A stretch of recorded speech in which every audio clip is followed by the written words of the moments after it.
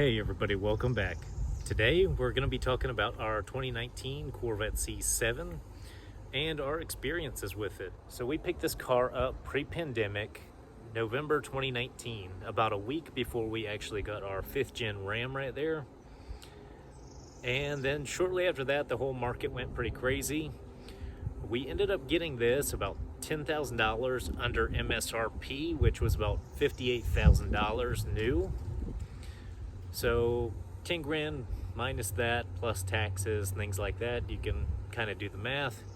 We have about 12,700 miles on this thing now, compared to I think 46,000 on our 5th gen Ram. So this is a 2019, which was the only year they offered the shadow gray metallic in the C7s. So it's kind of a darker silver color and it has hues of green and blue in it.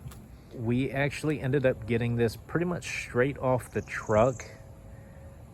Did the purchasing and they did PDI and all that after purchasing it. So big shout out to our people at Stingray Chevrolet that always hook us up. If you don't know, Stingray Chevrolet here in Central Florida is also where we got our 4th gen at. Great deal on that. We tend to do a lot of business with them. They are pretty good at what they do. And yes, we do have a bra on here. It is getting to be lug bug season here in Florida again, so that definitely helps out a lot easier than clear bra for this specific reason. Even clear bra kind of gets damaged with the bugs if you leave them on, versus this, it's not that big of a thing. And two, with just being a Stingray, it's not a Z06 or Grand Sport, so we don't have to worry about the wheels cracking like on the Z06s and Grand Sport. If you are unfamiliar, the top and the hood are both made out of carbon fiber, so they're extremely light. So when you go to take this top off, it's extremely light. You can do it yourself. I've done our C5 myself a few times, and this one's a whole lot easier than the C5 top. A little bit lighter, and it stores right here in the back as well, just like usual. So kind of the weird, quirky things about this, and it's probably kind of normal in today's day, but your release handle is actually this button right here. And if that's not working, you pull the lever on the floorboard on either side to get out. It will release the door manually. But kind of one of the stranger things I noticed in here when we picked this car up is the interior is actually a little bit smaller and more compact than our C5 is. I believe it has a wider console and it kind of squishes you on either side. That's the hood release for this thing, right next to our OBD2 port.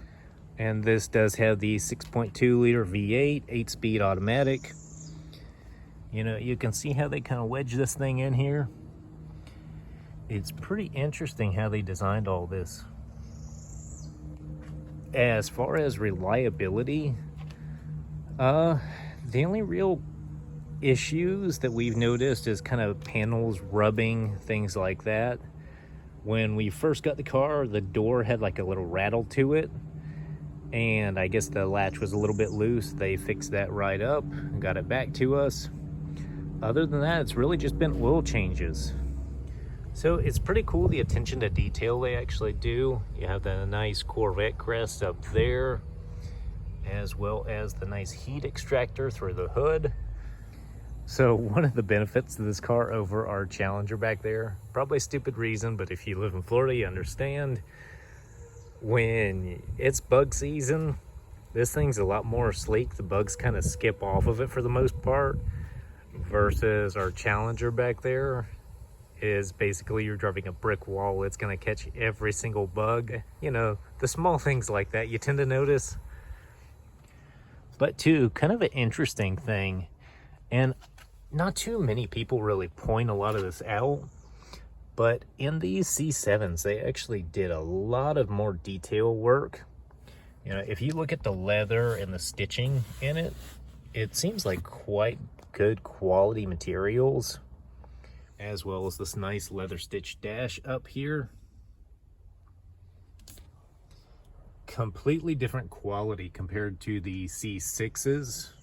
And there's kind of a better example of the color in here as well. You can see a lot more of the blue to it. And two, I was gonna wear one of my Corvette polos today, but this shirt just felt a little more fitting for the occasion. So when we bought this, we were actually looking for a brighter blue one, Elkhart blue, but there was none really to be had. So yet again, we went to a silver one. If you don't know the story, our 2002 C5, we were also looking for a blue one back then, and we settled for a silver one as well, which this was pretty much bought 18 years later to the month. We bought our C5 in November 2001, and this one November 2019. And one of the other things that nobody really talks about with these is you actually have more room in one of these than in one of the new C8s, as a lot of our family is, you know, taller, 6'4", 6'5", 6'6", you know, larger boys, as you can imagine. So we do tend to favor larger cars, as you can see with our Challenger back there, our full-size Ram here. We tend to stick with the bigger body cars, and Corvettes are just a family thing. We've always had Corvettes as long as I can remember. So this one was pretty much a go-to. You know, as far as reliability, I think I said before, we've really only had to do oil changes on this.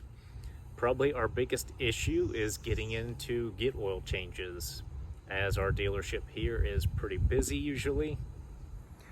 Also, with this particular color, the Shadow Gray, there was about 2,500 of these produced in total for 2019, compared to, I believe it was over 30,000 black ones.